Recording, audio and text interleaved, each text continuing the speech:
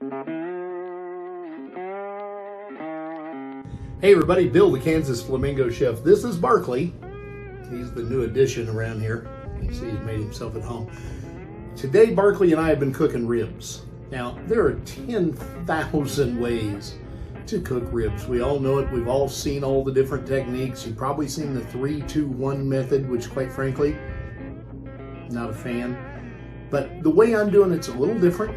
One of my favorite ways. I want to tell you just a little bit about it. The ribs have actually been cooking for about 3 hours. We're not going to do anything with them for another hour. But here's the process. Number one, I'm using St. Louis cut spare ribs. Now, if you're not familiar with the different kinds of pork ribs, there are really only two kinds. You have back ribs, which, as they sound like, come from the back. That's where your baby back ribs are cut from. Now, the thing about a baby back rib is you have to pull that membrane off the back before you start cooking it, or it's never going to separate. And if you don't know how to do it, I'll show you in another video. You need meat hooks. That's the easiest way. But your front ribs, or spare ribs, can be cut two different ways. There's a traditional spare rib, which is the whole long rib. Cook those a lot. I really like them. But my favorite rib is the St. Louis cut. St. Louis cut, they actually cut part of the loin off the back of the rib. So it's a little bigger than a baby back, but not as big and cumbersome as a spare rib.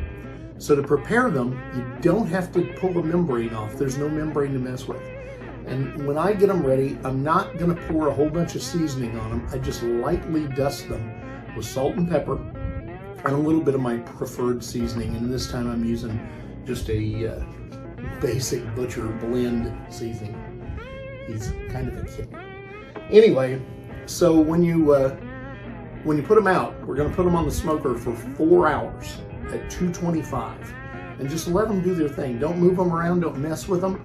Bone side down, meat side up. And at 4 hours, we're going to take them off.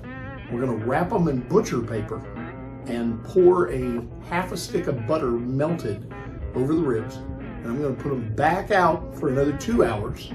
Then I'm going to bring them in, take them out of the butcher paper, lightly sauce them with whatever kind of sauce you like.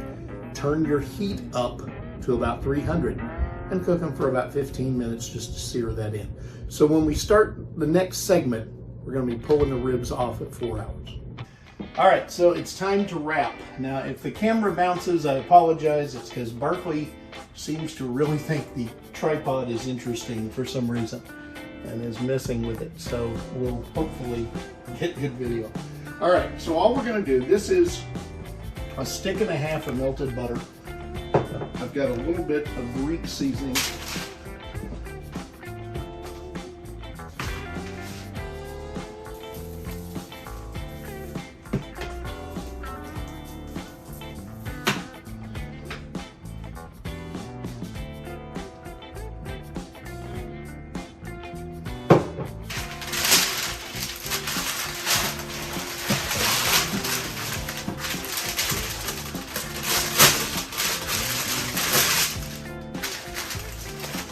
Okay, it's been a couple more hours. I've taken the ribs off. We're going to unwrap them and slather them and finish them. Now, I've also heated the grill a little hotter after I took them off, so the grill is now warming up to 300 degrees. In the background, you can probably see a deep fryer. It's because I was just making tacos.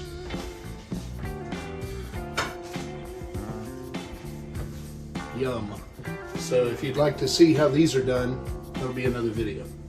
All right, so let's get started. Now these are going to be hot. You should be prepared. I like paper towels. So as we pull this layer off, unwrap these, they are going to try to fall apart on you. And there's going to be a lot of butter sitting in there, and you don't want to scorch yourself on that butter, and it's easy to do.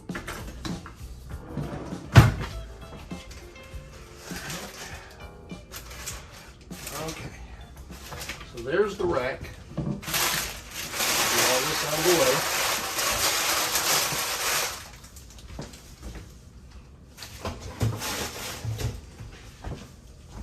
First thing I'm going to do is spray this This is a mixture of apple cider vinegar and water. Now I was spraying the ribs with this in their first round of cooking to keep them moist, but I like to do it right before I put the sauce on as well.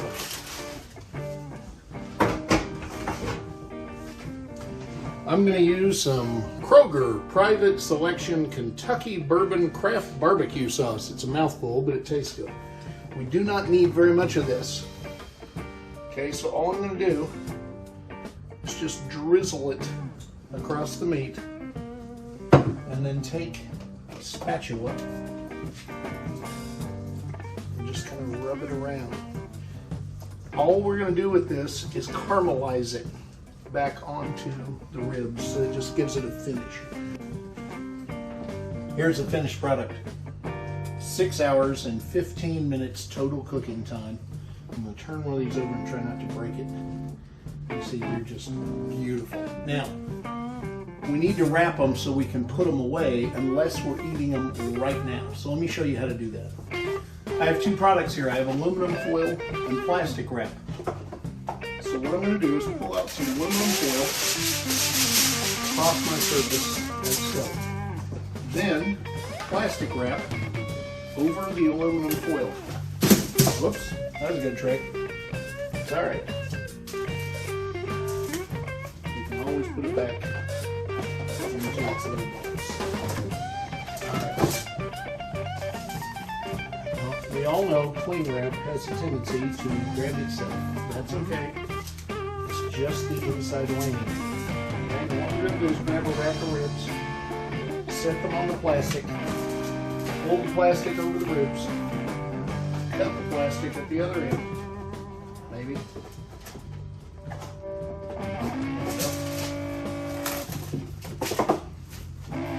Finish the wrap. Now, the same thing with the aluminum. Turn it over. If you want to double wrap it in aluminum to keep it tinsel straight, that's fine, but that's all there is to it. These are ready to go into the refrigerator. And when it comes time to warm them up, you just set this whole thing in the oven on warm. It will be perfect, and the plastic wrap will actually steam the ribs on the inside so they're perfectly finished and not dried out. As always, if you have a dish you want me to cook, let me know what it is. I'm happy to give it a shot. If you'd like to see how I made tacos, they're really good. Drop me a line, billstout@chef.net. Comment on one of these videos. Like, share, and subscribe. I'll see you again soon. Eat fabulous.